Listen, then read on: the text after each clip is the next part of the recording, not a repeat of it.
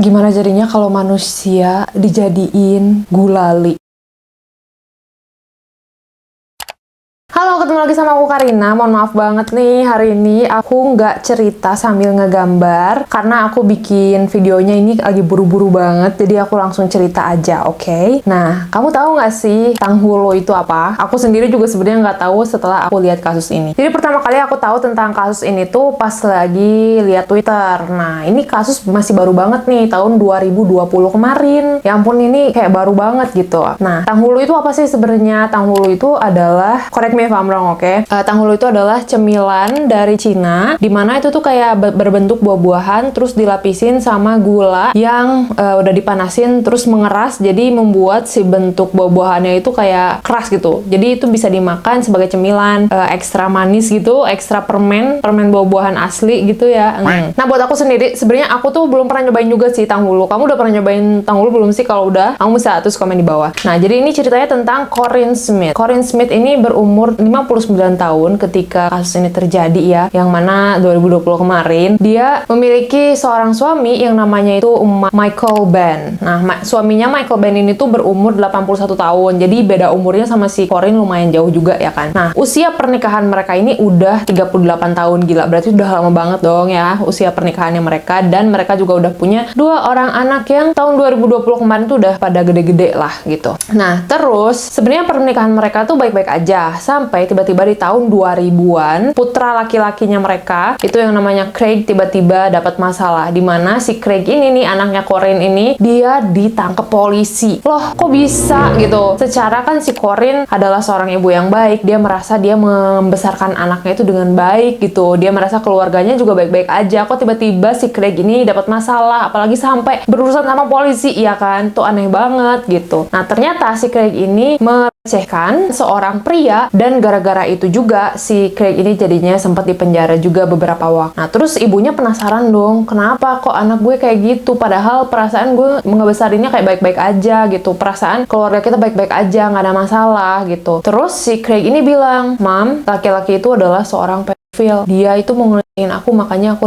duluan," gitu kata si Craig. Terus mamanya itu nggak banyak nanya ya, ini aku nyebut si Corinne tuh sebagai mamanya aja ya. Nah, si mamanya tuh nggak banyak nanya gitu, terus kayak, oh ya udah deh, seenggaknya anak aku si Craig ini bukan tipe yang kayak sembarangan ngelakuin kejahatan sama orang. Seenggaknya ya, walaupun sebenarnya salah juga sih ya, tapi kan mungkin itu bisa disebut sebagai self defense lah ya, kalau misalkan memang si Craig ini cekan duluan sama korbannya ini gitu. Nah, setelah keluar dari penjara, si Craig ini ternyata mengidap depresi. Nah, pada suatu hari setelah keluar dari penjara, Craig ini sempat nelfon mamanya sambil nangis-nangis gitu. Dia bilang kalau, "Mam, cowok itu adalah seorang pedofil," gitu. Terus mamanya ngerasa mungkin anak aku lagi ngalamin flashback, mungkin dia rasa bersalah sama korbannya gitu-gitu. Nah, ibunya tuh nggak banyak nanya, si mama ini nggak banyak nanya, cuman menenangkan si Craig ini biar nggak nangis terus gitu. Dan memang mamanya juga tahu kalau Craig ini punya depresi berat lah gitu. Nah, besok harinya si Craig tuh nelfon mamanya lagi, dan kedengeran dari suaranya tuh moodnya tuh lebih happy gitu. Nah, tapi sayangnya di hari itu ternyata Craig mengambil hidupnya sendiri. Dari sana mamanya itu udah bener-bener hancur banget, udah bener-bener patah hati banget, udah bener-bener sedih banget mikirin, merasa bersalah juga. Kok kenapa ya waktu nelfon itu mamanya tuh nggak banyak nanya gitu, nggak banyak apa ya, seenggaknya pengen tahu deh alasannya tuh kenapa gitu, ada apa sih sebenarnya. Nah, tapi biar gimana pun hidup harus tetap berjalan, dan si Corinne ini masih punya satu putri perempuan juga ya kan. Nah, sampai tiba di tanggal 13 Juli 2020, putri ceweknya bilang kalau sebenarnya Michael Ben alias suaminya alias ayahnya sendiri itu sempat melecehkan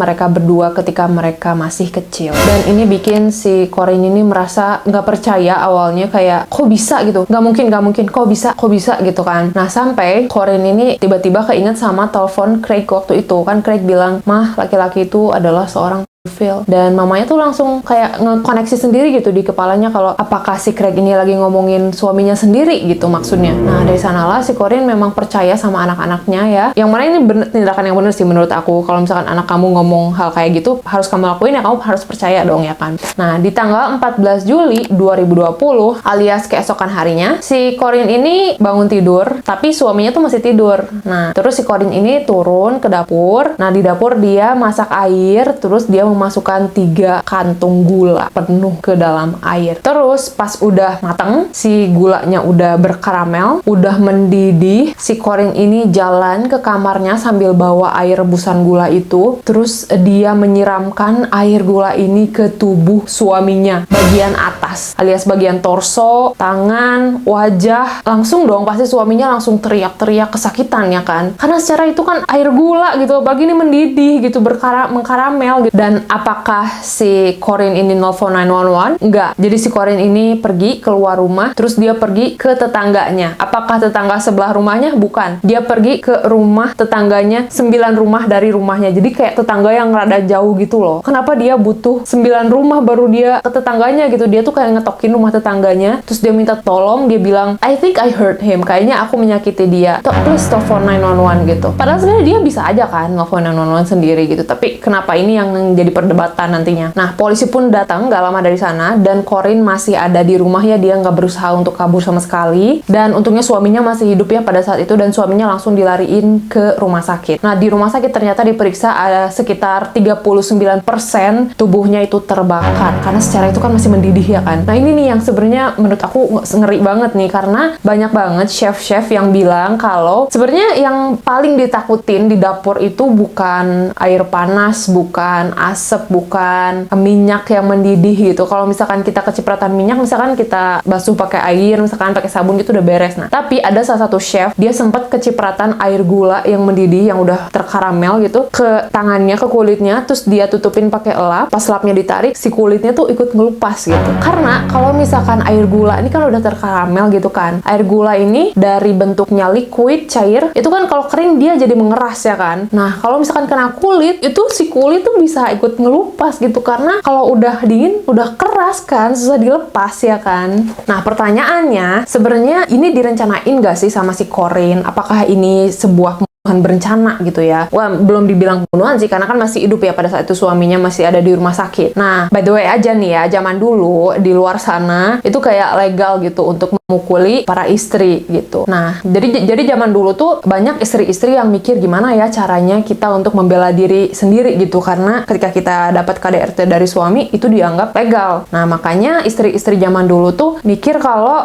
salah satu-satunya tenaga atau enggak satu-satunya power yang kita punya itu adalah di dapur. Makanya banyak banget istri-istri yang untuk membela dirinya sendiri itu balas dendam ke suaminya tuh lewat sesuatu yang ada di dapur. Misalnya apa? Misalnya makanan, lewat makanan, atau lewat ya bikin gula yang mendidih gitu. Karena kalau misalkan si istri ini langsung ngelawan suami, itu kan udah pasti secara tenaga aja bisa kalah kan, karena istri badannya terlalu kecil dibanding suami misalnya. Jadi istri itu biasanya melakukan self defense itu lewat dapur, karena mereka seharian di dapur, nggak ada yang curiga ya kan kalau ada istri di dapur gitu kan. Nah, si suaminya ini, suami dari Corinne alias Michael Bain ini, menghabiskan sekitar 5 minggu di rumah sakit sampai akhirnya dia menghembuskan nafas terakhirnya. Dan gara-gara itulah polisi langsung menangkap Corinne dengan tuduhan causing bodily harm, jadi bukan tuntutan pembunuhan ya. Nah, kalau menurut kamu sebenarnya kasus ini bisa diterima nggak sih? Karena kan kalau misalkan kita lihat ya, memang sih Corinne ini berusaha untuk membela anak-anaknya atau membalaskan dendam anak-anaknya. Tapi mungkin dari hakimnya sendiri, hakim bilang kalau ini tuh kayaknya direncanakan, karena dari awal si Corinne masak air pakai gula aja itu membutuhkan 10-15 menit. Nah, di 10-15 menit itu sebenarnya bisa aja kan Corinne kayak mendinginkan kepala, jadi kayak berusaha untuk tenang dulu, mengurungkan niatnya. Tapi enggak, setelah 10-15 menit Corinne malah